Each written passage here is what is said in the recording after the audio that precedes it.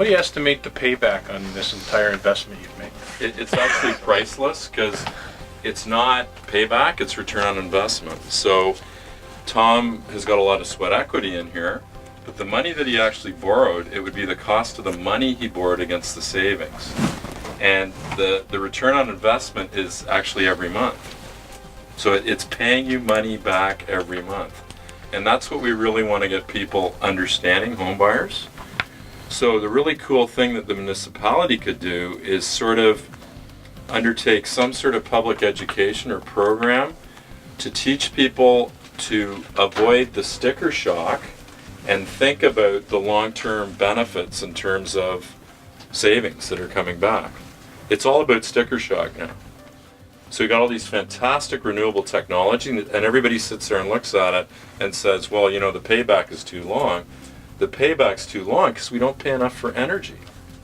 And energies are, you know, they're non-renewable resources. So sooner or later, we're going to hit the wall and there's going to be nothing. And then that energy will be priceless, right? So.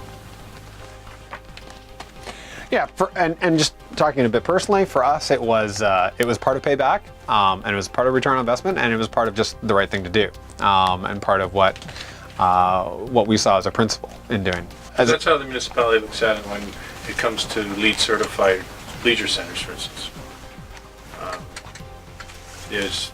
And maybe payback is the old way of phrasing it, but that's how we looked at it. Is you know, if we spend more money on a capital project, you know, operating it, Right. what are the savings here, and that's how we make the decision. But if, you know, perhaps the way you phrase it is a more progressive way of looking at the math. Yeah, and again, it's kind of a really strange thing that we always talk about is we're giving people features in a house that give them something back. And they're so used to buying things that don't do anything but sit there. And it's kind of crazy that they're conditioned to buy the granite countertop, and we can't possibly explain to them why they'd want to buy something that would be good for them. It's an absolutely crazy thing. And then if it's going to give them money back, they go, well, that's too good to be true. I can't believe that. That's like snake oil, right? But what's really important, I think, is the municipality taking over the features that are going to save you infrastructure, because that doesn't save the consumer any money. We can save them all the energy they want, and they get an immediate remediation or payback from that, if I can use that word again. But this thing, if everybody's on city water, saves huge amounts of infrastructure and actually energy, because you got to pump the water around. So you can imagine every house, let's say you had a sanitary sewer that couldn't support more tax base, more houses. Suddenly, if you reduce the incoming water and outgoing water by 40% with this thing, you can get more houses on it, on the same sanitary line. But a homeowner's not going to pay for that because it's benefiting the municipality. And the real irony of this is when we sell people these houses, the local municipal taxes actually go up. So people have this great new house that costs more money in taxes. So maybe we could figure out something where if they make the right choice on something like this, they get a little bit of a rebate. And that's really what we're trying to work out, because that takes care of the sticker shock, right?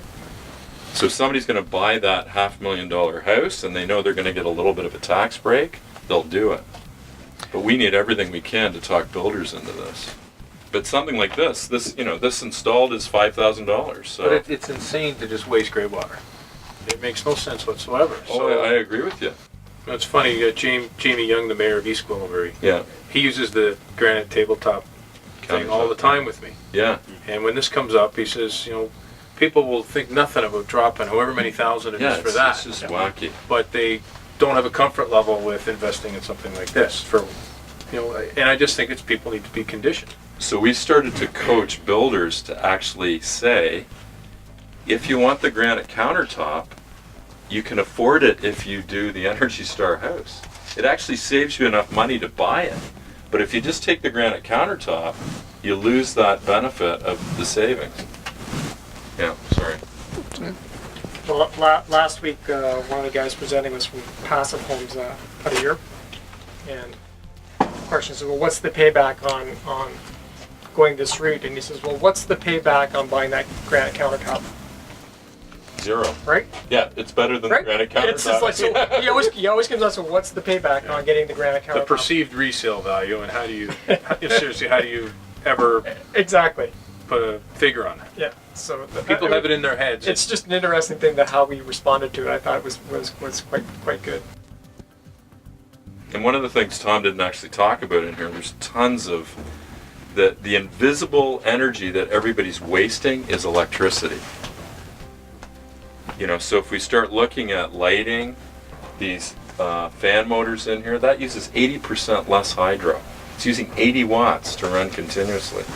Your fan motor at home is using 800. So there's a couple of things that if we get them into houses, they're just going to have a huge impact. The drain water heat recovery.